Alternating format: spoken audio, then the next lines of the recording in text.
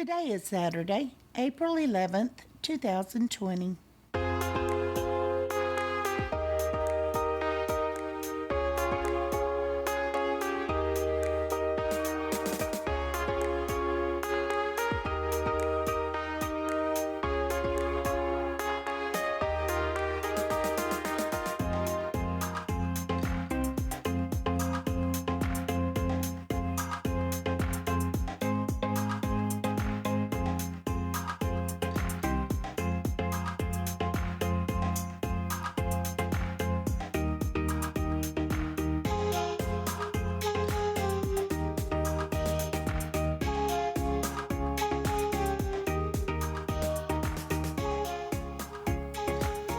Welcome to the Survivor Fans Podcast. I'm Joanne. And I'm Stacy.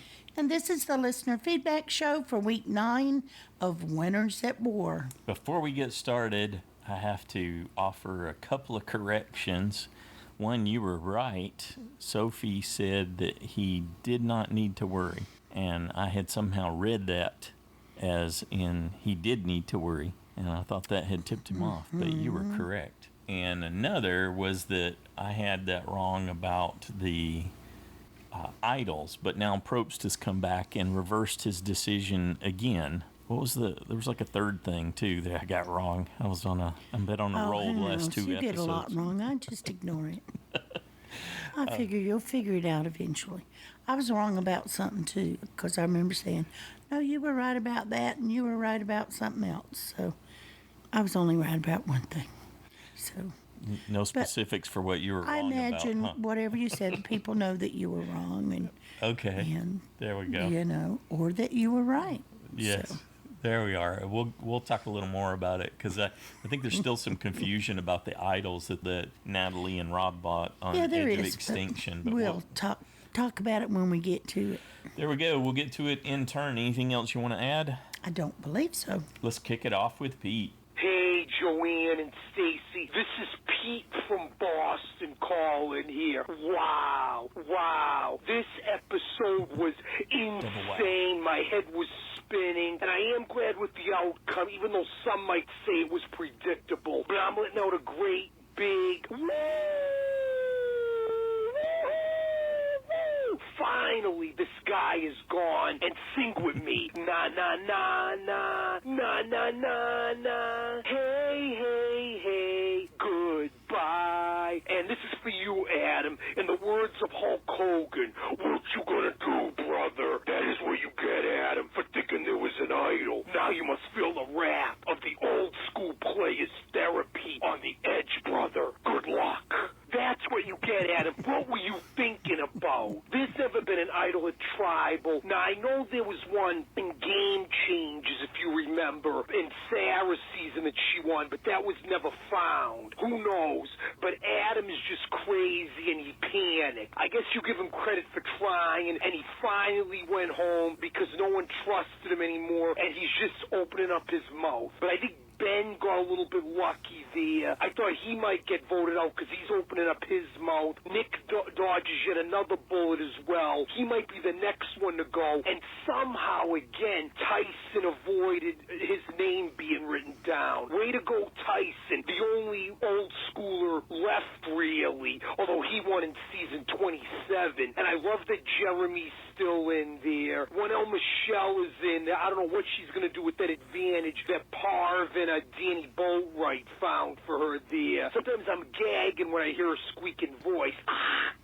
But who knows? That'll be interesting. And somehow, guys, no idol has been played. Sophie still got her idol. Jeremy got his advantage still, too. It's crazy. There's got to be another idol in there somewhere. Are these winners not looking? They're just throwing out names. And again, somehow Tony is still not the target. Unbelievable. But this episode is insane. My head was going back and forth. I actually thought Sarah dodged a huge bullet as well after she gave up her reward to a Nick. And you saw how no one trusted her, and they see that she's playing. So she better watch out, Sarah. Now I'll check out these extra clips, but I'm going to be sick to my stomach if they're still tree meal. I'm better off just reading Probst's Q&A with Dalton, because I get more info with that than I do with these extra clips. It's all tree meal. Maybe it'll be be something different now. I'm about to check it out. All right, guys, enjoy your Easter holiday. Be safe. Take care. Woo. Whoa, enjoy your Easter too, Pete. Well, it wasn't all tree mail, although there was a tree mail. It was a tree mail for the reward challenge, I believe. There was an extra scene where you see Parvati get a jar of peanut butter. So perhaps that is worth it in terms of the extras, but it's very limited. Big jar of peanut butter. That's pretty much it. Yeah, and she shares the fact that she has it, although you don't see them consume any with Rob and Ethan and Amber, and we assume it'll also include Natalie and Danny. Or Danny, yeah, and Danny. In that 6 that they had mentioned that they were interested in sharing with, so they'll leave Yule and Wendell and Adam out of it. Yeah, they don't need it. Definitely not. They don't want to give them any food. They've been over there eating. Thanks, Pete. Next up, we got a call from Christiana. Hi, Joanne and Stacy. This is Christiana from Boston. So starting with Sarah giving up the reward, even if it was genuine, which she claimed that it was, I honestly felt like it really only had negative implications from her because it put her in a spotlight. It didn't really curry favor with Nick, which I'm not sure if that was the goal. She doesn't get to eat, so she's missing out on calories. And then she didn't get to have that time with that group. So I just didn't really understand the rationale, and I'll be curious if it comes up again or it was just a one-time thing. But Adam getting voted out was, I think, inevitable. The tribal was good. I thought the whole episode was good. I agree with you, Stacey, a better start after the merge than the actual merge episode. It was very clear now. It is very clear why he was getting the kind of moron edit. But I will say, on his Instagram, I saw that he pulled the idea of the idol at tribal council from, I think it was South African Survivor. So it wasn't a totally far-fetched idea, just probably not that many people were aware of that, and ultimately it didn't work out for him, but gotta agree with him, worth a shot. He was going either way, which should have been very clear to him when no one would talk to him after the live tribal. But I had Sarah safe, so I was sweating a little bit, but I got all my safe points, didn't get a vote off point, but it's all right. Looking to next week and beyond, so next week is the family visit, which I enjoy it. I know it's not for everyone, but this season they're having all full families, kids, spouses. So I'm really excited about that because there's a lot of parents. And I'm almost curious if they won't do challenge or ultimately they'll let everyone have some time in some fashion. Just because how can you bring all of these kids out here, most of whom are small, little kids, and then they only get one hug with their parent and they got to go right back into their hotel or whatever. Like, I just feel like that's so cruel. And under normal circumstance, people who have their kids are a shoo-in to get picked if they don't win the challenge. But practically everyone there will have kids. So I don't know what the dynamics of that will be. And I hope everyone will get time because it seems like everyone really needs it. And it'll be nice as a viewer to see that side of them. And looking for the duration of the season, I just had this thought this week. Is Michelle the winner? I know we talk about, is there a winner's edit, is there not, especially in a season like this, but she's getting a lot of airtime. There's a really big narrative that she's created in one-on-ones with the producers around her not deserving her win. And are they building that story? I'm not sure. Sophie is another one who's getting a lot of airtime, but I'm curious to see how it plays out. But I hope everyone has a good week. Again, stay healthy, stay safe. Looking forward to the episode on Wednesday. Bye. Thanks, Christiana. On Sarah's, I think it was she either tweeted or it was on her Instagram. She said she's allergic to something in Chinese food, so it was really it wasn't a starter for her. But it did, I agree, it definitely seemed to backfire on her. Probably MSG or something, if it has it in it. And I saw when I was reading through I think I saw that on the Survivor subreddit, people were going through and listing all the things in Chinese food they were allergic to, ginger and sesame seeds and all sorts of different things that people have to be really careful of with that food. And it's very unlikely that they'll prepare allergy-safe versions of the food for you and a reward like that, not knowing who's going to win. Then why didn't she just say that when people were giving her a bad time about it? Why not take the easy out and go, look, I didn't want to say anything, but I'm allergic to a lot of stuff, and And so I just decided, and it was Nick's birthday, and blah, blah, blah, blah. They still wouldn't have believed her much, but No, I don't think so either. But it might have softened the whole your gaming kind of thing a bit. So, but I guess she just didn't have that presence of mind in the moment. I just didn't want to take a chance of, having a bad reaction and getting sick. And Yeah, it seems almost too after the fact now, but I don't doubt it. And you're not thinking clearly 100% of the time while you're out there. So. But you know who else has gotten a lot of camera time? Adam. Yeah. And before that, Boston Rob, and before that, Yule, and before that, Wendell. Yeah. And I think it would be easier to do the exercise Christiana did, where she was focusing on Michelle and say, who doesn't look like they're getting a featured edit? And I think Nick fits in that category. There's nothing. Oh, he's got a lot of attention. Winner, but it's not a good winner. attention. Yes, right. But Tony's positive, Tyson's positive, Sophie's positive, until the stumble Sarah was. But sometimes they like to do that to make it show that you're a full. Been positive. Yeah, he's been positive and negative. Denise super positive with hers, and Jeremy's just so cool. And now Kim just won immunity, so lots of people are talking about how she's the winner. And really, the only one I'm just gonna do the inverse of what Christiana was saying and say there's only one I think is not getting a featured edit, and that's Nick. Nick's edit is the hothead edit that doesn't seem like a winner. Everybody else has potential and is in the running. And you know what's interesting is that 5 people have no idol or advantages, but 5 people do. Yeah, it's an interesting have one mix. or the other. Yeah, absolutely. Good stuff. Thanks, Christiana. Next up, we got an email from Mike in Omaha. Joanna, Stacey, I hope you and all the podcast listeners are staying safe. I really enjoyed this last episode. It was crushing to see Adam go, especially in that manner.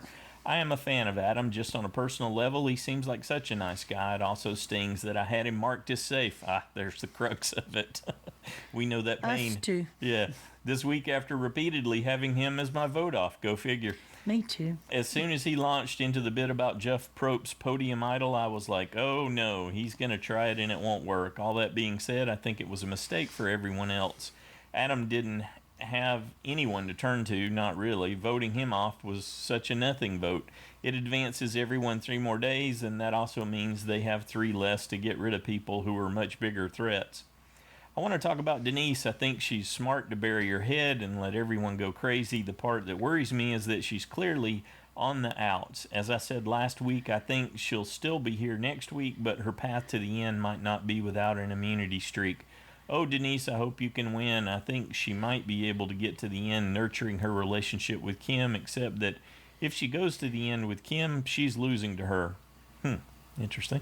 I personally wouldn't agree with that decision based on what we've seen so far, but Kim seems to be the golden child and everyone loves her, so I can't fathom Denise winning over her unless she pulls another Sandra vote out moment. Denise has what, 3 or 4 fire tokens? Is that 3? Oh yeah, 3.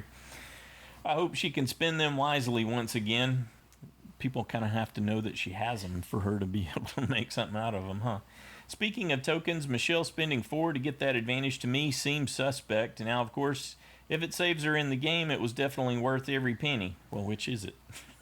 But a 50-50 shot? Yikes. I'd think long and hard about spending every last one of my fire tokens on that. It is true that you have to take some risk, especially when you're on the bottom, but an advantage by that definition won't help as often as it will. Maybe my feelings are best described as I worry for Michelle.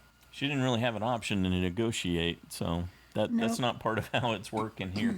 Sarah and Denise were the ones who voted for Nick. However, with the insanity of that tribal council, I don't know if that necessarily means they are out of the loop, but regardless, it isn't good news for either of them. How is it no one is worried about Tyson, and why is no one desperate to vote out Jeremy?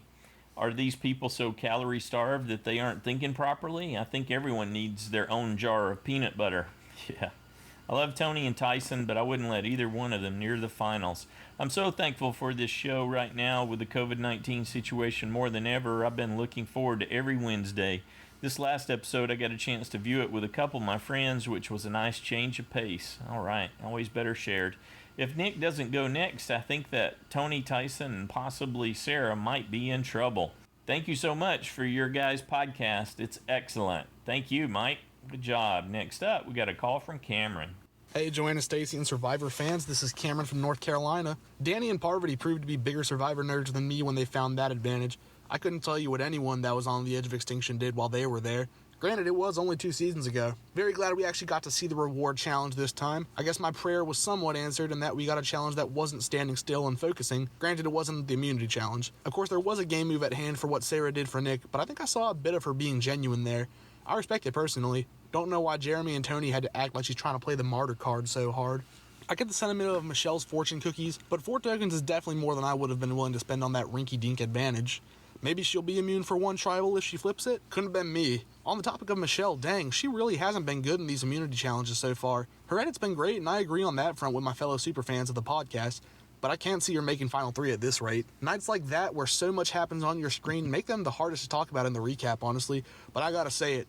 Ben and Adam standing and arguing while literally everyone else on my screen stood and whispered to each other, that's an iconic Survivor moment if I've ever seen one before. Alright folks, this tribal really just made me pure mad. No other way to put it. For the past 3 weeks, you want to know who my JSFL vote out was? Adam. Adam. Finally, after last week, I decided, you know what? He's definitely getting an Angelina edit. That must be it. He'll annoy us to Kingdom Come, ultimately make Final Tribal Council, and then get 0 votes. So, I went with Nick this week. I was so confident, I even almost convinced Kim to change her pick from Adam to Nick. And I'm glad for her that she didn't. On that note, I didn't lose any safe picks, thankfully, and took the listeners' feedback's advice and went with Sophie as a USB 5. JSFL aside, I am glad Adam is finally gone. I like him enough as a person. Heck, I followed him on Instagram since he won his season 3.5 years ago. But this season, he was just dead weight. My sister made the good point to me, which was that this was easily a cop-out vote, to which I must agree. Adam wasn't hurting anyone's game. Clearly, he was just a pimple that could have been popped now or later. Next time on Survivor, more chaos, of course. I must say I am all for Sarah going at this point. She is, in my opinion, the most alpha-minded there. Adam wasn't too far-fetched when he said Ben has an ego about as big as Rob's. And while I love Ben, I must say he's got to tread lightly. If it's hunting season and the rest of the tribe wants to reap the biggest reward, he's the top target. Though I am quite glad they brought up splitting up Sarah and Sophie. Granted, half of that is my new USB, but if one of them's got to go, I'm quite confident it's going to be Sarah. So I saw on Adam Klein's Instagram story that he actually drew inspiration for the possibility of that podium decoration being an idol from Australian Survivor. Apparently it had been done there before, so he figured, why not? Maybe American Survivor will follow suit. To which I must say, I don't think American Survivor will ever follow suit from an international, they're not doing that. So, last question, what's Jeremy up to? Clearly, statistically speaking, he's the second most favored USB in the JSFL standings, but I don't know, I was talking with my sister, and it just does not seem like Jeremy's going to win, in my opinion. But he's playing so good, so maybe he will. I'd love to hear everyone else's thoughts on this, Joanna, Stacy, maybe you guys, but he's really just an enigma in my mind. Alright, Joanna, Stacy, and Survivor fans, I'll see you all next week. Thanks, Cameron. I love Jeremy for his reactions, especially when things are going crazy like that and they just keep escalating in surprise. I would never count Jeremy out. Nope. Oh, you can't count any of these people out. No. Well, except maybe Nick.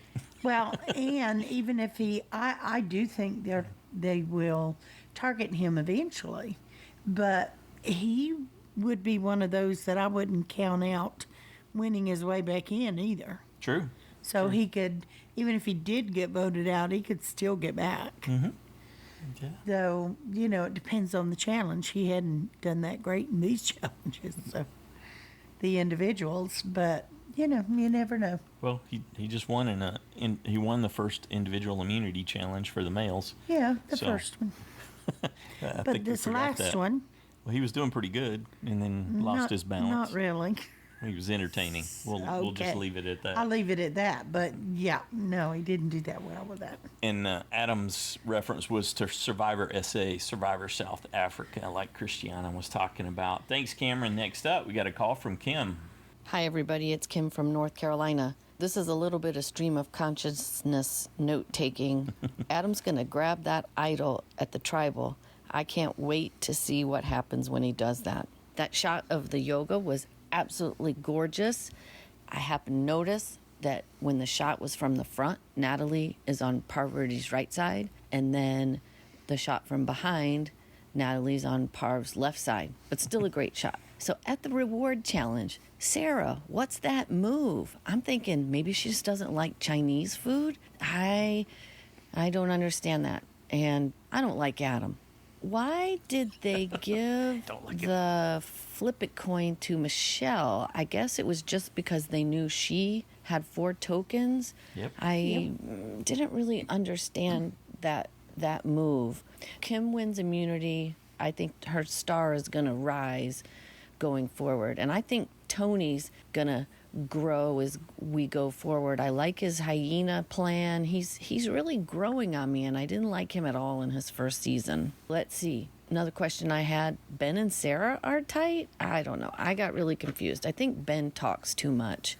Tyson finally starts thinking about Adam, and I wrote on my paper, yes, exclamation point, exclamation point. I love Tyson.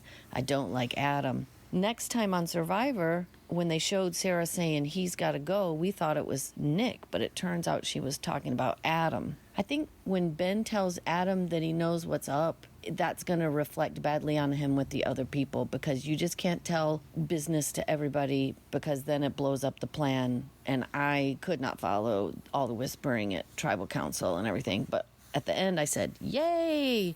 I'm so happy Adam is gone. Next time on Survivor, for next week, Kim is thinking about going to the edge of extinction to make a move. What? I don't really get that. I think Jeremy's at risk. I guess Sophie and Sarah are at risk, according to these previews. But I'm going to go out on a limb and predict that Tony is going to orchestrate it to be Nick going. And you know what? That works for me, because I don't really like Nick either. Sorry, Cameron. Bye, everybody. Be safe. All right. In the reference to Ben and Sarah, it was when they were on that tribe together, Ben, Sarah, Sophie, and Adam.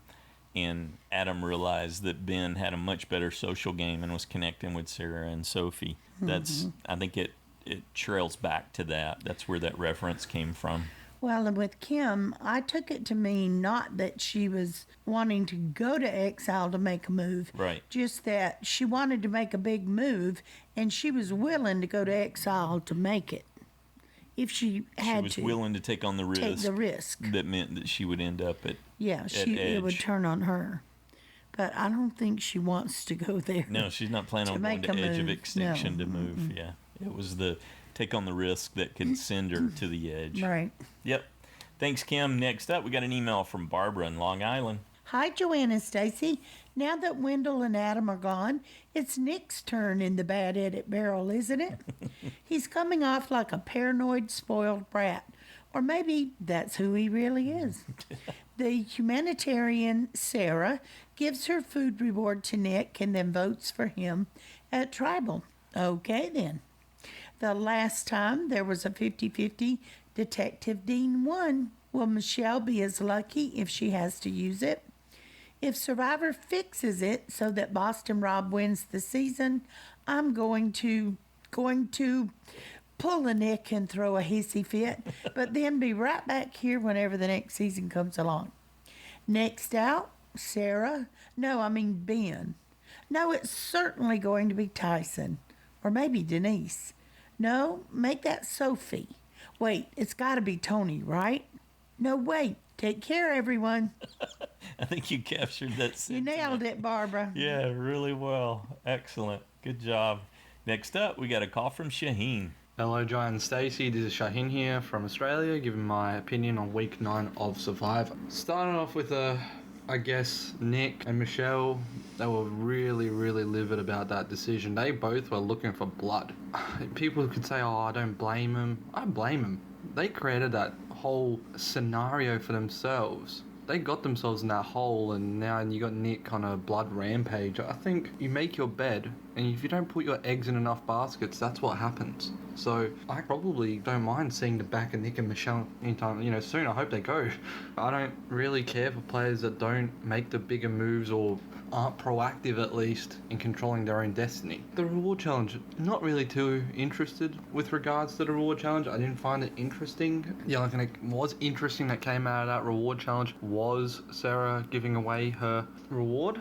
And I think that was a bit unintelligent on her behalf, or a bit naive, emotionally naive. I think we have to be wary when we make emotional decisions in the game of Survivor. We're going to be subject to be picked apart. And Tony was right. And I think Tony's getting a really interesting edit. I touched upon this, and I think a lot of people are now starting to see that Tony's getting a good rap here. Tony, for the last 3 to 4 weeks, has been playing a really good game, socially anyway. And I wonder if, when it comes to the physicality of the game, maybe that will come to the fore in the latter weeks, coming up to the final 5. So let's keep an eye out that, but we've also seen this season those emotional decisions have come to backfire. We saw the Queen, she got voted out based on an emotional decision, and now we've seen Sarah make an error, and we have to call it out for what it is.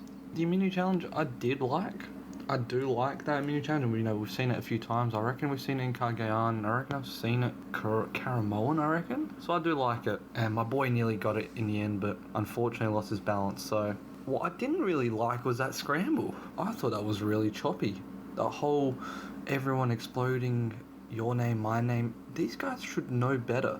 I just feel like in a season where you have all these champions, why is there so much panic among these guys? I haven't seen any bit of composure from any of these guys when it comes or leads into tribal council. There hasn't been one bit of composure really from anyone this season. I'm looking for someone that has that composure, and that person is going to be the one to likely win this game. You know, if anything, Jeremy was that guy, and then I think, you know, he got embroiled in that a little bit towards the end of that episode. And in the end, I think Adam was the obvious out, and he made his bed, and, you know, 3 strikes and you're out. He said it himself, and good riddance, to be honest. I think he played a poor game, and too erratic in the end. Anyway, thank you guys. Thanks, Shahin. Good job. Next up, we got a call from Sandy. Good. What day is this? Oh my gosh, I saw something the other day where somebody said, you know, leap year. February had 29 days, March had 500, and April is never ending. Okay, was that tribal council just the worst? It is so interesting to me how it doesn't seem to be any real alliances. And I'm thinking about all the people on the jury watching this go on. Do not get me started on how they are influencing the game. Oh, they're out of the game. Their torture's been snuffed. No. Okay, we're not going down that rabbit hole. Here it is. The people in the jury know that one of them is coming back, and this is the tribe they're coming back to. They have no idea who really is running things, or maybe it showed in the tribal council. I'm not sure, but I feel like Rob's watching all this so closely, and he's going to figure it out. If he comes back, he's going to know exactly what to do. He will have already mapped it. Adam, you just played this paranoid game to me. I don't know if you feel the same way, but you looked like you were scared all the time, or else your mind is just going so fast. You and Tony have a lot in common about the way you think, but Tony has figured it out, and he is really doing a swell job being a team person, not a solo player like he did last time. Guys, I know this is trying times. I'm still making masks, but I'm, let's just say, it's just, we all have to do our part, and I'm sorry if this is affecting anyone directly, but okay, guys, stay safe, stay healthy. It's a jungle out there. Bye. Thanks, Andy. Good job. Next up, we got an email from Ken in Dayton. Man, this season does not stop delivering. The Ben and Adam dynamic is a Rosencrantz and Guildenstern for the 2000s.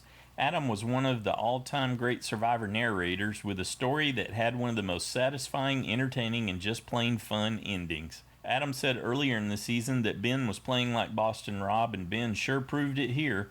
Ben and Michelle have both been so impressive. They're playing at a higher level than anyone else besides Sophie, Kim, and Sarah. I think everyone but Danny and Amber really proved why they won. Speaking of Danny, who knew she was a big enough fan to remember Aubrey finding the hidden advantage. The Kim line about ready to go to extinction to make a big move is just how poker players talk. I'm getting thrashed in my power rankings I do with a buddy, but that just means the show is keeping me guessing. Watching 20 masters play the game has been delightful. Thank you for helping us all digest and discuss. Thank you, Ken. I enjoyed your insights. Next up, we got a call from Ann and John. Hi, I'm John. And I'm Ann.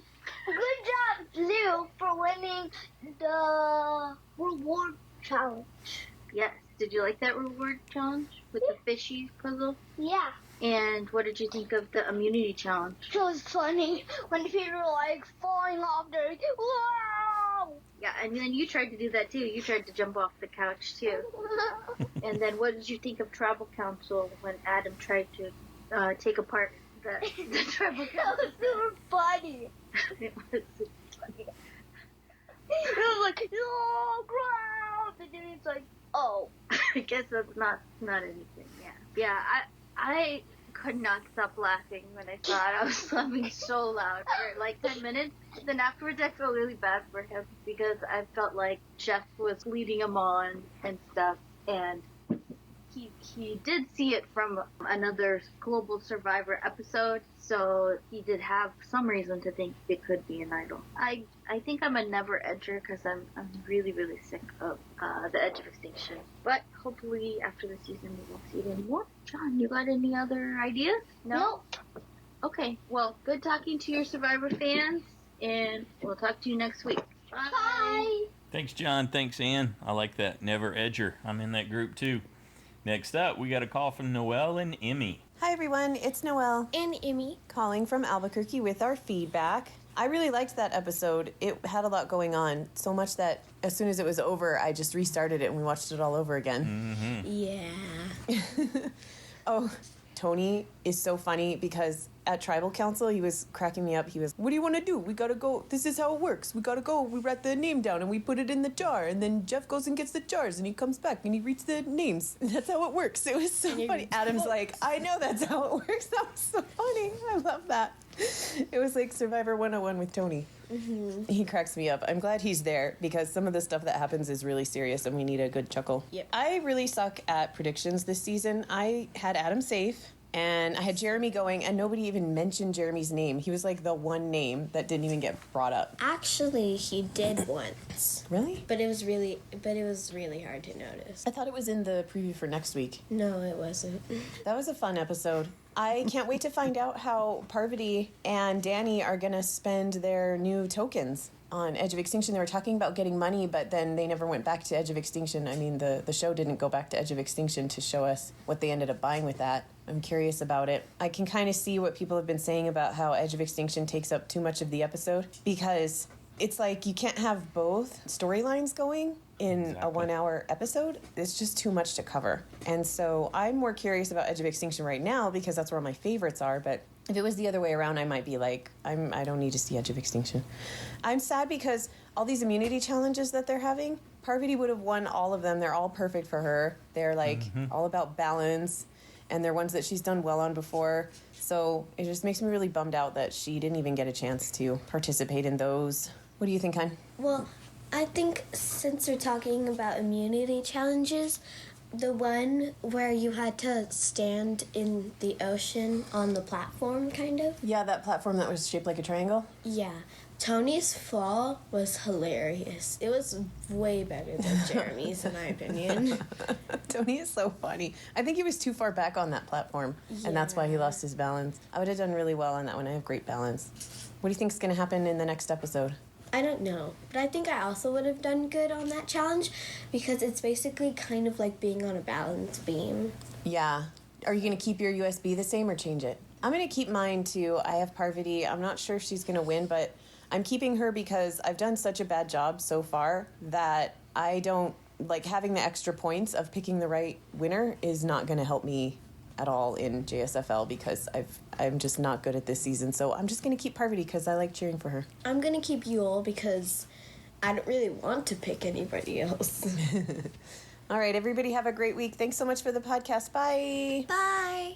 Thanks, Noelle. Thanks, Immie. I'm glad to hear you both decided to keep your USBs. That's because as good a reason as any. the opportunity for doing that was actually last week. So Yeah. even though you missed out, it turns out you're keeping them. So everything works out in the end. Good job. Next up, we got an email from Robert in Peterborough, Ontario, Canada. Hi, Joanne and Stacy. Adam's goofy edit officially led to one of the most hilarious vote-offs in recent history. When Jeff responded always to Adam telling him he had to try, it really resonated with me, as I am sure it did with others. Yep. You miss 100% of the shots you don't take, and I can't blame Adam for trying. I appreciate how hard Adam tried to play the game, and although he didn't play the game perfectly, you can tell how much he loves the game of Survivor, just like all of us. Fire tokens seem to be having more of an effect on the game now that we are getting close to the final 10. I feel like Michelle got ripped off for a 50% chance at immunity for 4 tokens when Sandra got an immunity idol for 1 fire token.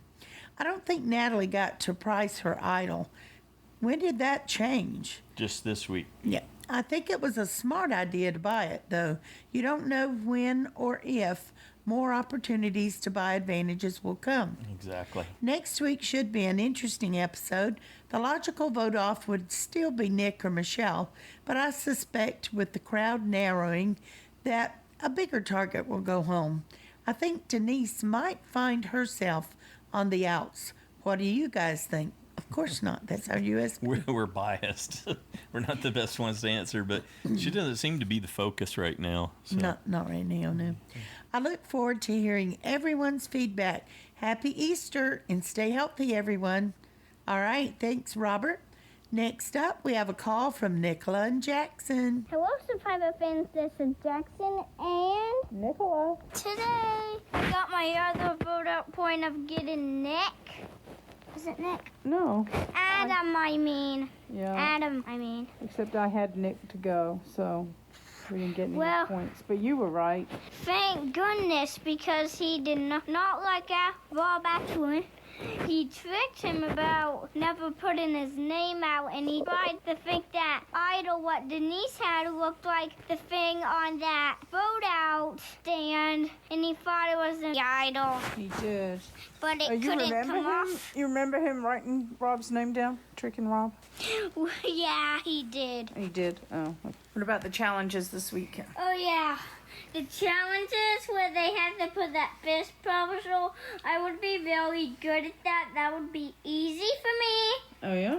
So, I really want to do that ball challenge and the pole challenge where they have to hold on to the pole, and it was rainy. Oh, yeah, because we didn't get our feedback in last week. That was a very rainy challenge. How about the other one they had this evening that we watched where they were standing on the triangles on the ocean?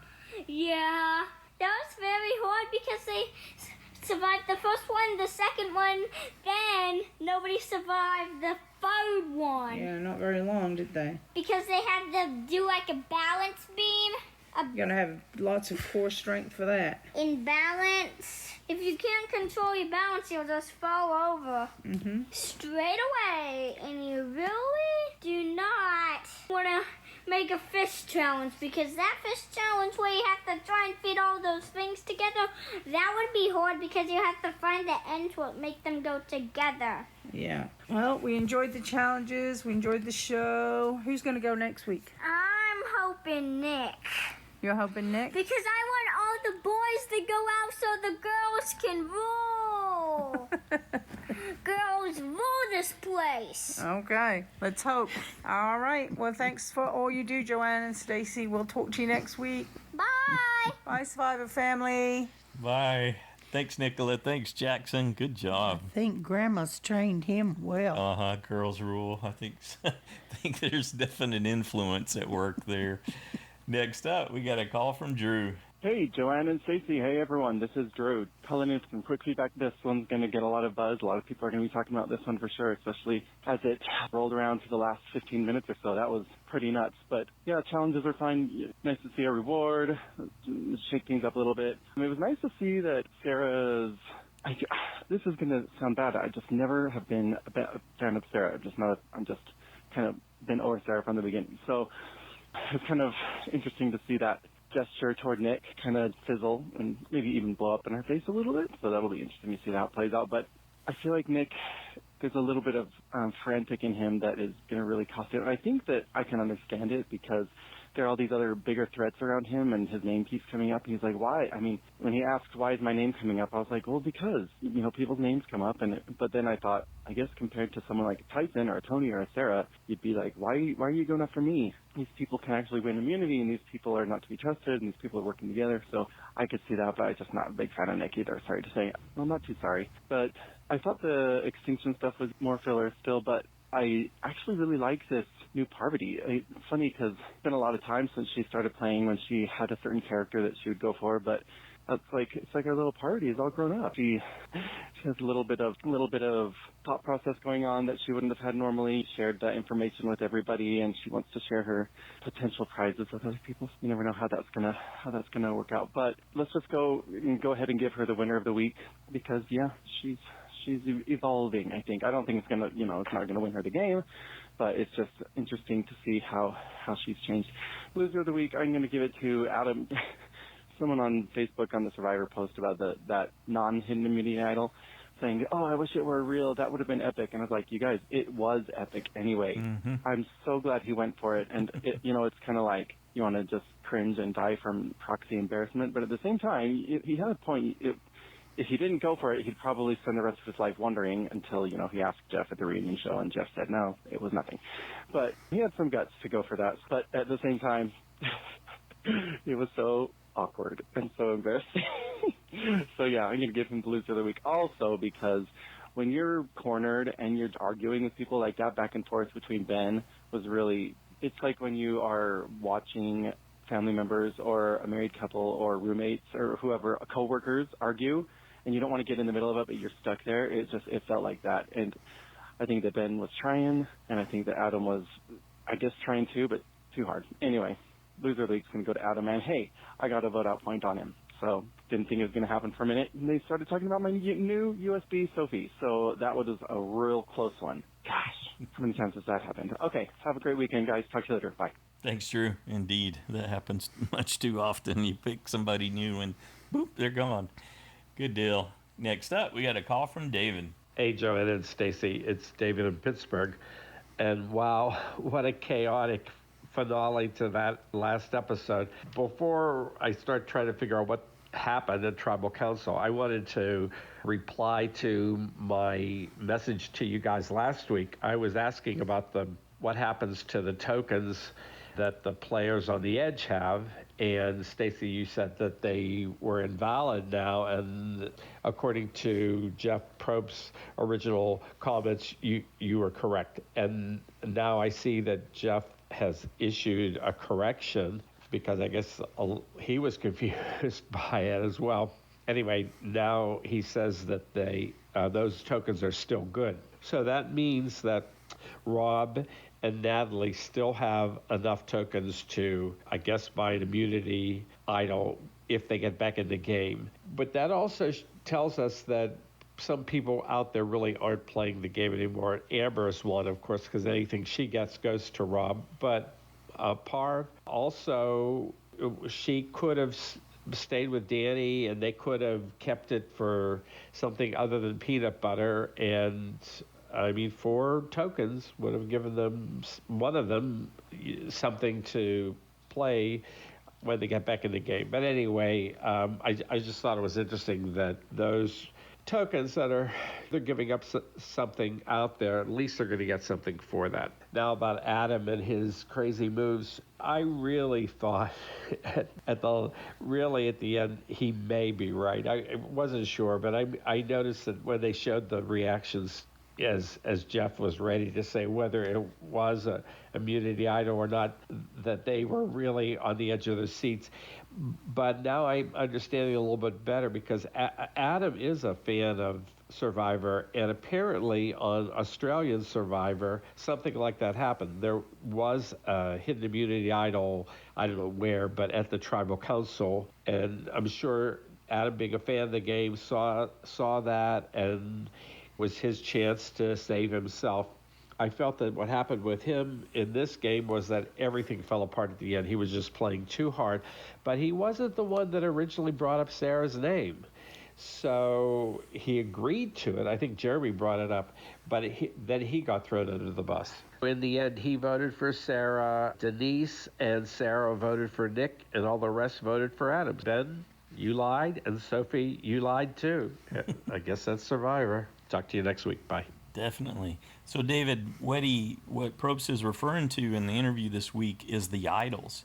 And Natalie... Yeah, not tokens. Natalie and Rob, they bought those. They spent their tokens, so they don't have any. And with regard to Parvati, we only see her in the extra video with 1 jar of peanut butter. So she potentially has 3 fire tokens left to maneuver with, which could get her 3 advantages in that next return challenge. Parvati, yeah. Yeah. And she's the only one there that has them, as far as we know. That's the best that we can say at that point. Yeah. Yeah, so, a lot of people drew conclusions about what Jeff said, and any of that could or may not be true, but just the fact that he made a mistake was kind of odd.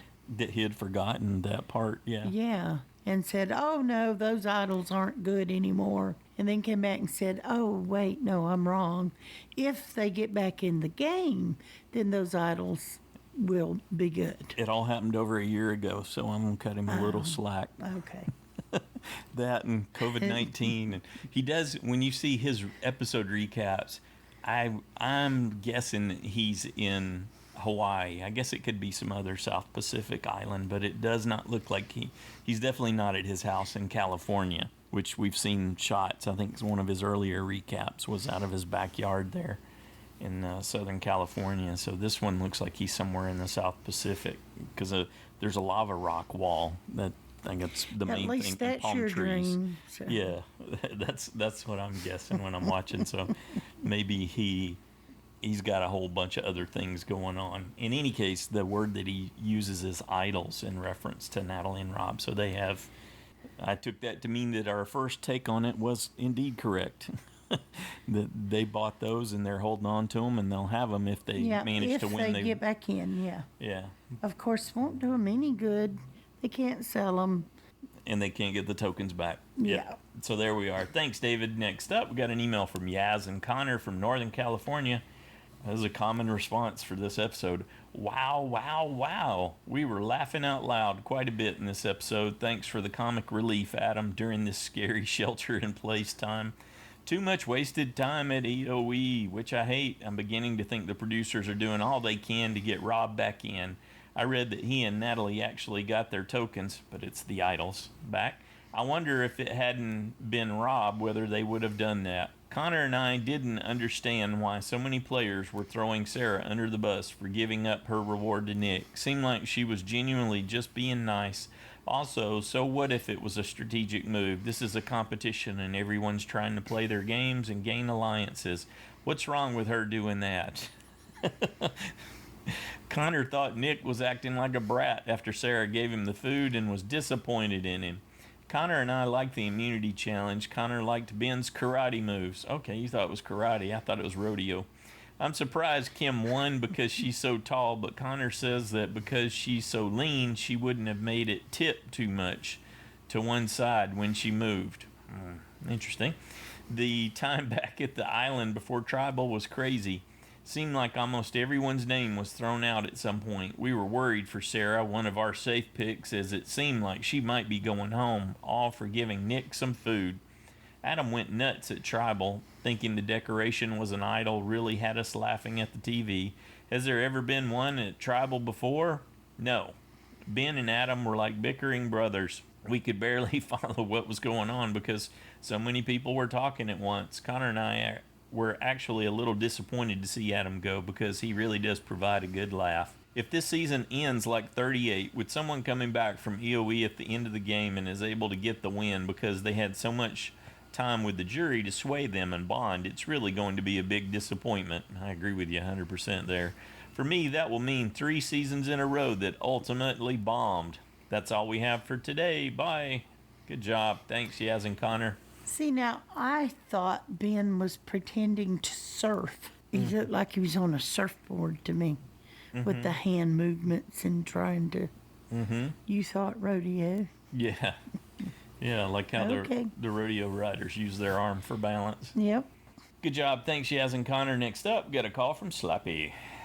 Hey, Joanne and Stacy, it's Slappy McGee. So I had a few thoughts about this episode. I really enjoyed it. My first thought, it was about Sarah and her gift over to Nick of her reward, which is, a nice gesture, and she probably meant it. She said she did. But she should also know that it can only be viewed as a move, regardless of whether it's sincere or not.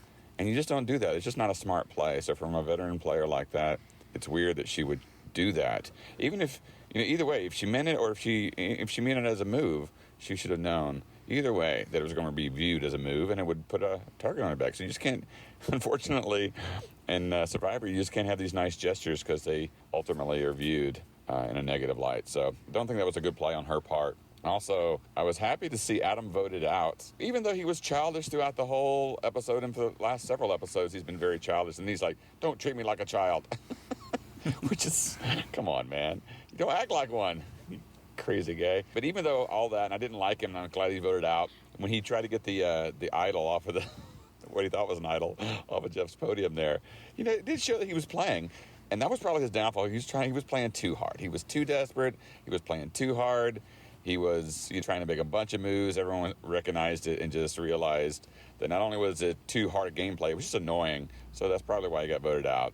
And it probably was a very easy vote for people, too, even though it looked all kind of crazy and chaotic. It's like, we got to get rid of this guy. he's just insane. So, and I was happy because, hey, I picked Adam to go home. I finally got a vote-off point, the first one I've had the entire time this season. And I got all my save points correct, obviously. And I think I gained 2 now. Stacy, we're tied. Hey, buddy, how's it going? How's the air over here? I don't know. I haven't seen these high heights this entire game, so that was fun. And finally, there was talk about lambs versus hyenas and all this sort of thing. But we got to be careful because even though there are hyenas and there are lambs, we know what happens in Zootopia, don't we? Don't we all know what happened in Zootopia? Yeah. I don't want to spoil anything, but let's just say that sometimes lambs aren't to be trusted. Just want to say that. All right, guys. I had a good week overall. Things are going well with Survivor, at least. So that was cool. And thanks for all you guys do. And it's fun. Looking forward to hearing all the feedback and all the other people who have great insight. I really enjoy listening to I listen to you guys talk as well as all the other feedback. So take care. Slappy out. All right, we enjoy listening to you too, Slappy. I like how you reappropriated Tony's metaphor from lions and hyenas to hyenas and lambs and made the Zootopia connection. There you go. I enjoyed that. Next up, we got a call from Lisa. Hello, Joanne and Stacy. Hello, Survivor fans. This is Lisa calling from the UAE. And that was another great episode. I was enjoying it. But I really don't need them to add the "when is that war? You better be ready" in the immunity challenges in order to, I don't know what they were thinking, add intensity. That song can go away. We don't need that part. It was very interesting when they get back to camp and everyone's just going stir crazy. Man, the names are going around so much, I was getting dizzy. Boy, oh boy. And we were watching this whole tension and intensity between Ben and Adam just build and grow throughout this season. So we were just waiting for the blowout, right? And of course it happens at Tribal Council. You know how when you listen to people argue and it just sounds silly after 30 seconds? That's how Adam started to sound to me. I was cringing for Adam at that point, and then I knew, poor Adam, yeah, he's going home. And then, oh, bless his heart, he goes and tries to play that fleur-de-lis on the podium. Oh man, I was feeling really sorry for him. But he's right. You gotta try. You gotta try to save yourself. So we say goodbye to Adam, and now he's on the edge. And it looks like from the clips from next time, someone's really ready to make a big move. So looking forward to seeing that. So I look forward to hearing what y'all have to say. See ya. Thanks, Lisa. Unfortunately, I'm going to predict that you're going to get to hear that. It's not quite a song, but you're going to get to hear that those little clips a lot because Probst wrote those lyrics. And we know how much Probst enjoys the things that Probst comes up with. So I'm sure there's more of that in store. Thanks, Lisa. Next up, we got a call from Jade-n-Christine. Hi, Joanne and Stacy and all the Survivor fans. This is Jade. And Christine. Aloha. From Hawaii. Aloha. We're sorry that we missed last week's listener feedback. Sending it in, we really had nothing to say. Yeah, we had nothing It's kind of a nothing episode. But this week, I have a theory. So I think that there might be a women's alliance brewing. And now that Adam is gone, there's a 5-5 split between women and men. And the women have all the power because Kim's got an idol, and Sarah's got the steal a vote, and Michelle has the 50-50 coin. And I noticed this episode that they were kind of talking more to each other. Right. And they were like congratulating each other when they were in the immunity challenge. They were like, good job. But they didn't say good job to the men. And then next week they showed Kim talking about a big move with Denise. So I just think that that's a possibility. Yeah, it would be fun to see. I know that Kim won her season by having kind of a tight women's alliance. And yeah, it was the women men were all versus men. Fighting, which is kind of, there seems to be a lot more conflict with the men. And the men only have Jeremy's safe vote. So yeah, there's no idols any on that side at all. So, right. Yep. Right. But speaking of the men, I was great to see Tyson embracing the chaos and adding to it. So that was really fun seeing him flip it off of himself and scrambling around with everybody else. And that was a great play, Tyson. Yeah, I think that's a good strategy. And it seems to be working for him. I mean, we heard his name maybe once, but otherwise people aren't really talking about voting him out. Yeah. Yeah, I think he can last maybe a little bit longer. Let's see. What did you think of Adam going for that? You know, Adam. I was saying he only looks foolish because it didn't work. I mean, if it had been an actual idol, which Jeff Probst, you could kind of see the wheels turning like, ooh, maybe this is a good idea. But because it didn't work, he looked kind of stupid. But if it had been an idol, it would have been epic. And at least he went down swinging, right? That's true, yeah. I just don't really care for him, so I was fine with that. I got a vote-off point for him, so that was amazing. And I didn't, because this is the only time I didn't put him as a vote-out. It's terrible. It's the first time I put him safe. Oh, who's your new USB? I forget. Oh, Sophie. Sophie. Yeah. I went with Sarah. All right. I think it's going to be a woman. That is my hope. Okay, we'll wait and see for next week. Yes, I was so excited for next week. Thank you guys for all that you do. Yes, thank you, and aloha. Thanks, Jade. Thanks, Christine. Good job. Yeah, the women pretty much have all the advantages and idols. Only Denise doesn't have one. Next up, we got an email from Jack in California. This latest episode was crazy, and I loved it. I do think Nick got a little bit too defensive after Wendell's vote out, and I'm happy to see how Michelle and Tony were there to try and calm him down before he destroyed his own game. The most recent advantage that was found on the edge is pretty neat, and I wonder how that will turn out for Michelle. I would have also tested it out before making the deal, just like she did. As for Sarah and her choice to switch places with Nick, I know some people might not see that as just strategy, and I think they might be right. But I think she was just trying to be nice and give it to Nick because it was his birthday recently. Leading up to Tribal, when there were names thrown out left and right, I had no idea how that vote was going to go and knew we were in for a crazy Tribal Council, and sure enough, it was insane. I do feel like Adam had the right idea with connecting the hidden immunity idol that Denise had and the pendant at the Tribal Council booth. I would have loved to have seen that work out in his favor, because that would be a survivor first, and it did seem like he was on to something when Jeff was questioning his move, but it didn't work out that way, and I lost my USB because of it. Oof. I have no idea who's going to be gone next week, but I do feel like this craziness from this episode could and will continue next week, and I'm looking forward to seeing what happens next. All right, thanks, Jack. Up next, we have a call from Justin. Hey, everyone, it's Justin from Michigan. I'll start out by saying I was one of the few people that stuck with Adam as my USB. It was about 7:28. I was getting ready to sit down, and I was thinking to myself, okay, last chance. Maybe I should log in and switch to Sophie like I thought about. And I thought too long and couldn't switch it. Not that I would have anyways. I just liked the upside of being one of the only ones that had him as my USB, and for how many confessionals he was getting, I just had myself convinced that he actually hit a team. And then when they came out with this teaser that there was potentially a idol that only he had noticed, I was thinking, oh my gosh, this is the type of move that jury might actually respect if this ends up being an idol. And yeah, of course, I mean, it's kind of fitting. That's something that Adam would think up to himself, and then Adam goes home. So now I don't have that pressure anymore, so that's okay. I am slipping in the side challenge, so I better be smarter with my picks going forward. Back to the episode, I really want to give a shout out to Kim. I didn't fact check this, but I saw that she actually now has the record for most individual immunity challenges for women. Like I said, I didn't fact check that, and to me, it kind of surprises me. I do remember she had a bunch in her season, but for how many strong women there have been, and for how many 2, 3, and even 4 times played women there have been, that would surprise me. But if it's true, that's very impressive. So shout out to her. And she's in a really good spot right now. She has that idol. She is kind of under the radar. People are coming to her with information. So to me, between her and Sophie, they're in great spots.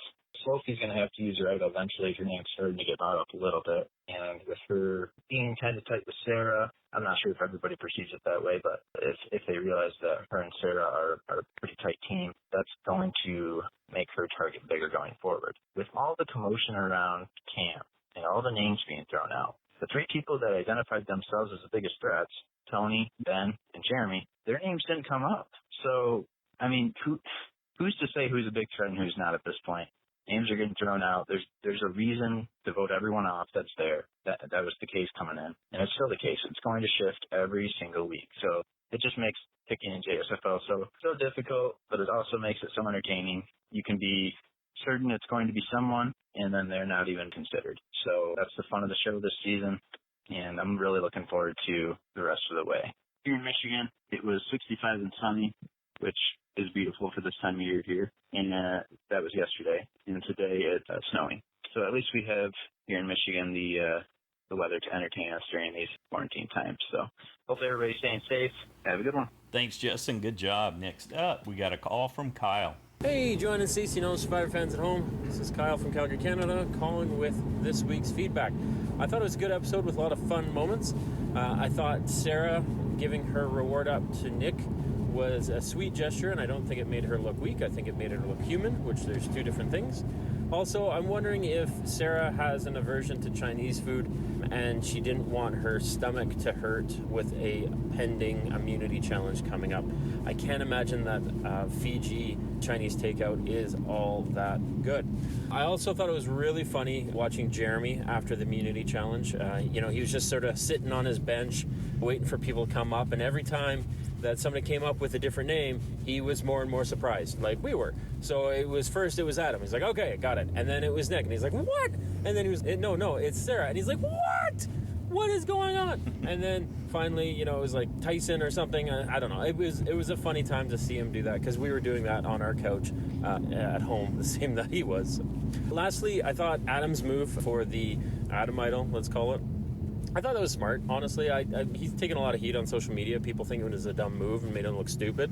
But honestly, it would have been brilliant if it worked out. I read somewhere that this might be a thing on Survivor Australia, that there's sort of idols hidden in plain sight. Is that a thing? I'm not sure. I don't watch it. But that would make sense. And if he pulled it off, again, he would have been a genius. Lastly, I thought it was sort of interesting, and I think it was at the reward challenge. Off in the distance on that same island, I think that it was possibly the tribal council set for either this year or last year. Did anyone else notice that? I thought that was really interesting. I could just imagine doing a flyover of Fiji and just seeing all of these pre-made Survivor sets just sort of they're being slowly reclaimed by nature or something like that. My daughter sort of quipped that it was a big Sandra head or a Rob head in the distance, but I don't think it was, but it made me laugh. Anyway, that's it for me. Happy Easter to all that celebrate. I hope everyone's keeping safe. In local news, it snowed 13 inches last night in my neck of the woods, so I'm dealing with the winter blues in spring, but that's just where I live. Anyway, thanks everyone. Have a great week, and we'll talk to you next week. All right, thanks. Bye. Thanks, Kyle. Good job. Next up, we got a call from Meg. Hi, Joanne and Stacy. This is Meg from Honolulu. I've been a long-time Survivor fan watcher, but a new listener, and I decided to drag my husband into all the Survivor dumb that I know and love. And I hate to say it, but I love to say it, that this past episode was his first show. I thought it was a really strange show to bring somebody into the first time because it was so fast-paced. You didn't get to hear a lot of the reasoning behind who they were going to vote off. And if they were trying to create confusion, well, I think everybody was confused, even me. And when they all went to tribal council, I couldn't even blame Adam for running up there and trying to grab the immunity idol. It was decoration. It was nothing. My husband turned to me and he was like, "Are they all like this?" And I just had to say, no, they're not. It was such a fun episode. Maybe not the best starter episode. If anybody has a great entry point on how to introduce someone into Survivor, I would love to hear it. Great show, guys. Thank you so much. Bye. Thanks, Meg. Wow. Yeah, that would be a tough episode to have as your first. My thoughts on where to start is I'd start at the beginning. I think 1, 2, and 3 are a good introduction, and the pace is really different.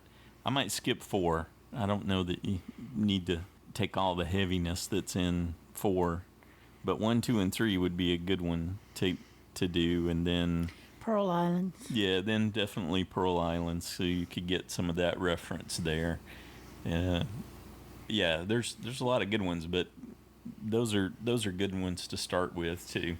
And I guess they're old school, but the pace is slower, so you can get a better sense for the nuances of the game, and then it helps you appreciate how much it's changed in recent times too. Mm-hmm. Thanks, Meg. Next up, we got an email from Josh the Plush Moose from Massachusetts. Dear Joanne and Stacy, what a wacky episode. It started with gambling, descended into scrambling, and ended with a Fail Mary podium idol gambit. I like that, Fail Mary instead of Hail Mary. The mind boggles at what we could see next. My other observations, the drama continues. Michelle wanted Wendell out. He's out, and she's not happy. Sheesh. I think Nick's going to the edge soon. He seems to be getting an unlikable edit, kind of like Wendell did before his vote off. Adam says his heart was beating really fast. Either he needs to cut back on caffeine or he's actually a hummingbird. First came hot yoga. Next it was goat yoga. The latest craze, edge yoga. Safety without power. 50-50 advantage. I think it's safe to say the producers are running out of ideas for advantages. Here's one for them. The Sandra sit-out disadvantage. You get to play it on someone to keep them out of a challenge. We officially have a fire token economy now, complete with inflation. Did anyone notice Sarah's voice when she gave up reward? Her luxury item must be auto-tuned. Sarah's gift to Nick will likely become a case of no good deed goes unpunished. Michelle wants respect for her gameplay, but she takes guidance from a fortune cookie. Oh, that's good. Kim is lucky that Snoopy wasn't participating in the floating doghouse challenge. Why was Ben doing the robot? There's another take on it. Why was Ben doing the robot during the first stage of the community challenge? Tony fears the hyenas will band together and take out the lions. Doesn't that describe the trajectory of almost every season of Survivor? Yes. The winners come from the middle. The chaos at camp reminded me of the Norman Rockwell painting, The Gossips. They say abuse is a cycle, so is Rob's style intimidation gameplay. Just ask Ben. For someone who didn't want to go to the edge, Adam certainly played like he needed to be sent there. Ben and Adam arguing in the middle of the whisper storm reminded me of Dr. Seuss's Zaxes obliviously facing off while a city grew up around them. Recently, a number of new species of crickets were discovered in Fiji. We watched it happen during Tribal Council. Shouldn't Jeff have thrown his podium in the fire after he said it wasn't a hidden idol? That's good, too. Next, a bunch of random clips try to mislead us. Tune in Wednesday for the true story. Anyway, that's it from me for now. Thanks, Joanne and Stacy, for all you do. Can't wait to hear what the other fans have to say. Stay safe, everybody. Thanks, Josh. Good job. Next up, we got a call from TitoBurrito. Hello, Joanne, Stacy, and all you fans out there. This is TitoBurrito calling from Massachusetts, but actually I'm stuck up in Philly with all this corona madness.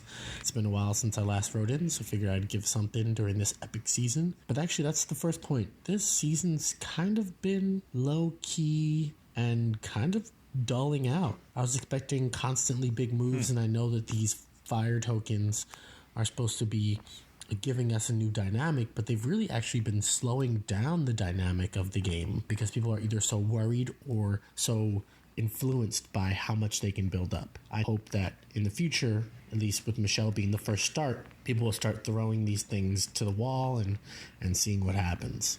I actually am really appreciating Ben's game. I didn't expect to say that. He's actually been doing little tidbits of what each survivor that, we speak about so highly has done to win their season. Like, he's already moved blame to someone else. He's already done the Sandra tactic of anyone but me, which I feel like everyone does, so I'm not sure why that's too special. He pulled a Boston Rob, like we've all seen. He's continuing to do small things, be in every conversation, and it's interesting because I feel like a lot of people don't see him gaining strength, and I see him gaining this weird strength that I didn't expect. Good on you, Ben. Of course, I'm a big fan of Jeremy's. I actually lived in an area not too far from where he worked, so I would hope that he keeps going far, but I'm really concerned about these next few episodes for him, seeing as though every ally he has is gone immediately, so at some point they're going to probably just go for him. Sophie, in the beginning, I was like, oh no, she's getting a really great edit, and I'm not a huge fan. And now her edit is just not flatlining, but just sitting at a stagnant, and we shall see how that kind of ends up. I think Sophie still has a strong spot in the game right now, so we're probably going to see her for a little while longer. And then other than that, wasn't happy that Tyson made it in, but so far he's adding some value to each tribal, and he's already doing what he does best, which is run around and create a little bit more chaos than normal so that he can move himself forward. I think the next episode is supposed to be family visit, but that's not exactly my favorite type of episode, so hopefully it's not too sappy, because otherwise I wish I could just fast forward through it. Again, thanks for all that you do, Joanne and Stacy, and all you fans out there. Everyone stay safe, happy, healthy, and all that jazz. Ciao. TitoBurrito and Cheetos. All right, thanks, Tito. Next up, we got a call from Jeremiah. Now, that was one crazy, wild, zany episode. Hey, everybody, it's Jeremiah here with some feedback. And man, oh man, that is the kind of chaos I think we all expected to happen a lot this season. And I'm sure we're going to continue to see more. And Adam, oh my goodness, I knew it. As soon as I would not pick him to go home, he would go home.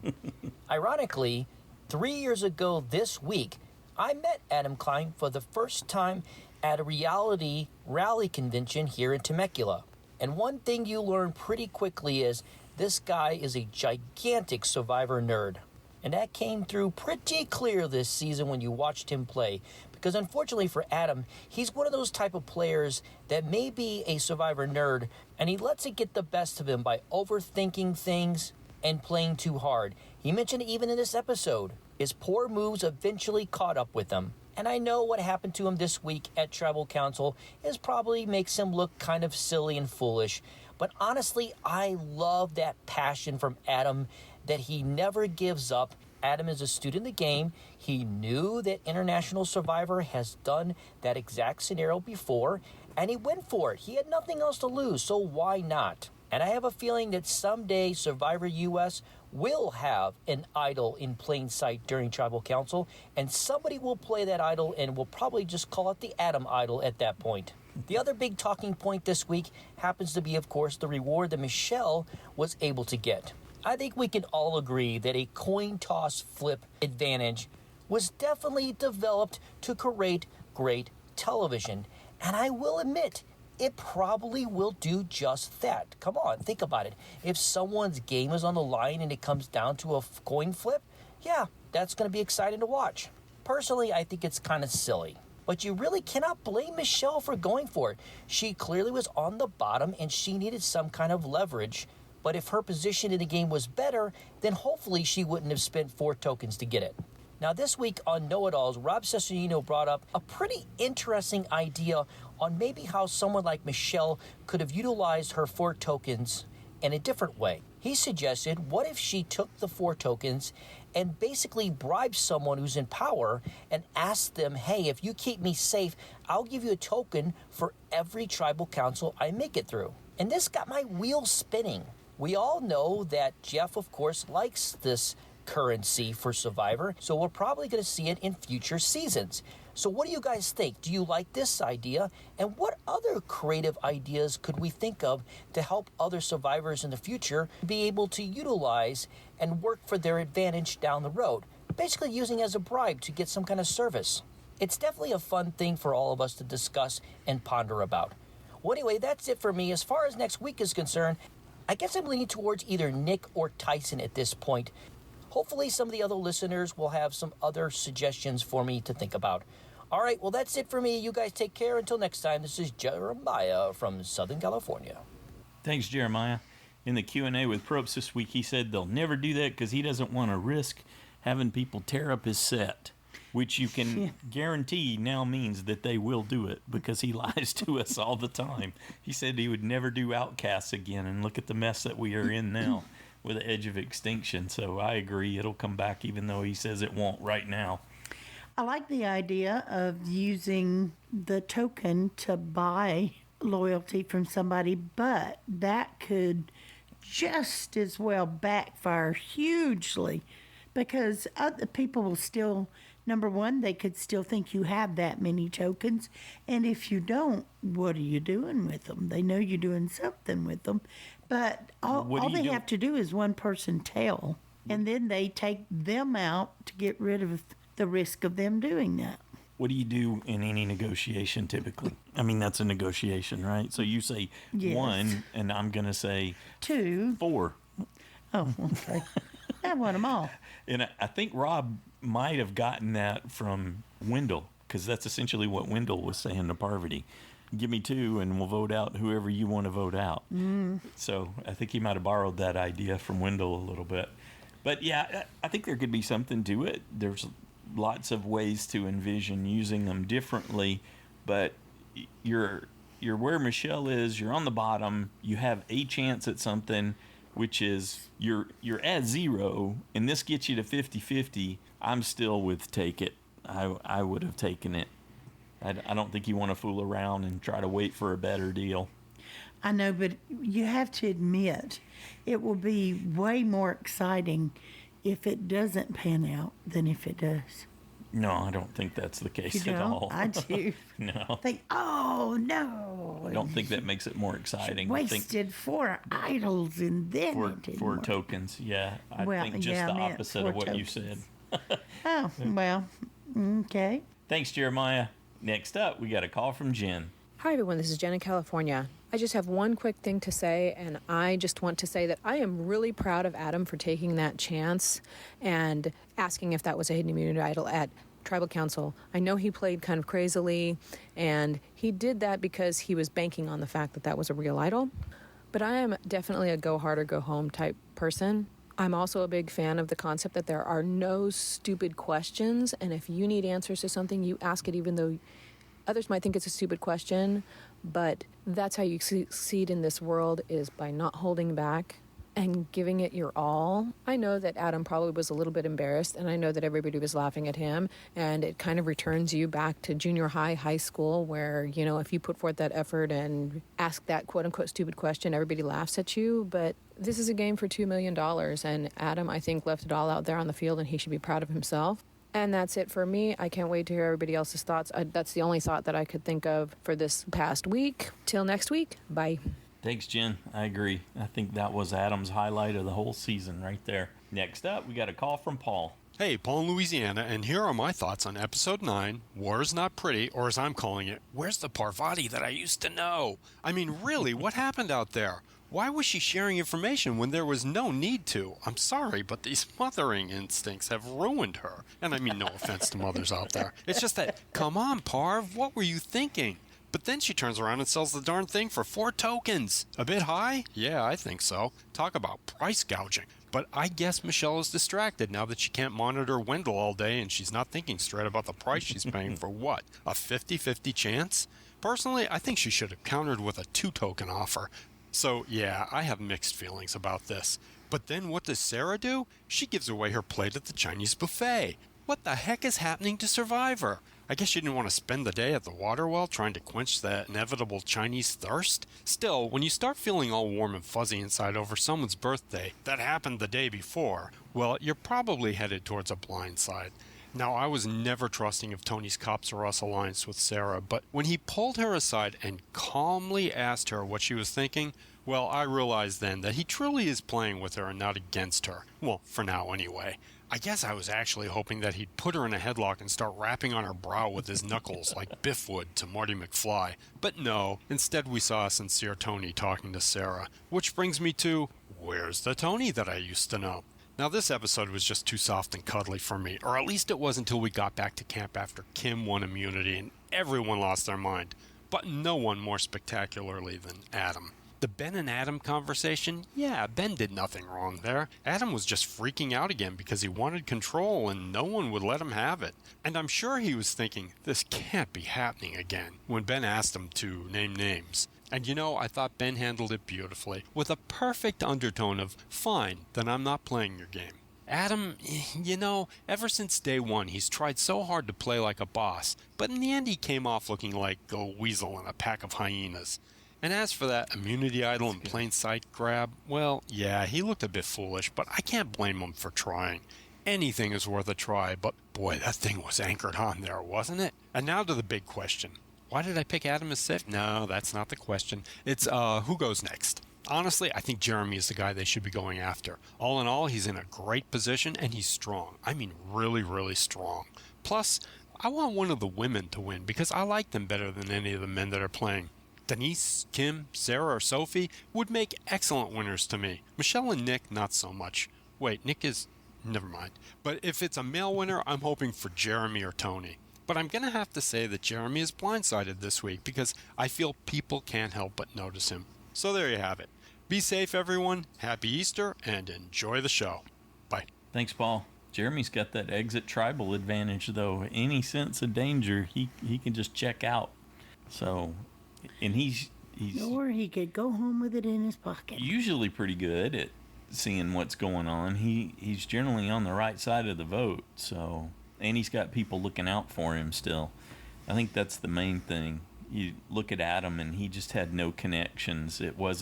Things weren't panning out for him. He had alienated everyone, I guess. His social game turned out really weak this season. But I agree with everyone else that really was the highlight for him, and maybe it offered some embarrassment, but he absolutely had to try. And for me, that was his best moment of the whole season. Yeah, I absolutely think he had to give it a go. Yeah. Why wouldn't you? You know, there's that too. It makes it easy for you. To I some wouldn't degree. have respected him not doing it because he was worrying about embarrassing himself. Yeah. You know, the fact that he has the courage to go ahead and do it, even if he feels embarrassed later, to heck with that, I'm playing Survivor. Right. So I admire that. Definitely. Do I care that he went home? I don't. No. But I do admire his willingness to play and play hard. Mm-hmm. I was thinking while we were listening to Jen and Jeremiah and Paul that I guess there was the potential for Michelle to send a message back. So maybe there is the ability to negotiate, because you remember they added that new feature where for 2 tokens you can send a message to someone on the edge. Yes, but she'd have spent 2 tokens and then she'd only had 2. Right? There would have been no option if they came back and said, why would you waste it for that? You might as well just give them the 4 tokens. Well, here's the best case scenario. You spend 2 fire tokens, counter that you can only pay the 1 because of other deals, or any way you frame it, you say, I'm willing to give you 1, and if it works, you've still got 1, and you've got the 50-50. So I think she would have come out a little bit ahead. I don't know if that had occurred yet, but I forgot about that ability to send a message. So that could be your path. If you've got enough fire tokens, that's your path to be able to negotiate. There is a path back. Yeah, and it all has to be done before sundown. Cost you. Yeah, exactly. But, they're just going to radio those things back and forth, so that can happen instantly. Not difficult to pull that off. Well, no, because they got to send it. They got to show it. They got to film it. So they can't radio it. They got to film it. Sure they can. They can film it later, I guess. But yeah. Well, and you can have things planned. You can make 2 50-50 tokens, so you can have one with you there on the other beach. Okay. Yeah. But don't you think the art department would make 2 of those just in case something happened? Mm-hmm. Yeah. Okay, we want to thank everyone for taking the time to send in your thoughts and predictions this week. We enjoyed it. It gave us a lot to think about. Came at it from some different angles. Good stuff. Good job, everyone. A big thanks to OzzyMom55 for your review on iTunes. We really appreciate helping get the word out about the podcast and sending those positive vibes. Thank you so much for that. And if you're playing in JSFL, don't forget to make your picks for next week before the deadline of 7:30 Eastern, 4:30 Pacific time on Wednesday. Wow. Where you at? Who do you think's going? Right before we head out, give me a pick here. I hope it's Nick or Michelle. Mm-hmm. But I won't be surprised if they go after Jeremy. Yeah, you're feeling that too, that there's going to be a surprise blindside on Jeremy? I hope not, because I like Jeremy. Yeah. And he's one of the men I'd like to see around. I kept thinking they'd eventually go against Tyson, and I kept thinking maybe the women would pull together and start to pick off the guys, but I'm not sure. Several of the women would want to go after Jeremy, but he would be, a good choice. Yes. Or it could be Ben. They might think Ben's more dangerous in challenges. Like Sophie said when she saw what Denise had done, they need some things for their resume. So. But right now, I'm holding with Nick. I am too. I've still got to lean that way. I'm going to stew on everything that I heard today, though, and see where it leads me. Thanks again, everybody. Have a good one. Happy Easter.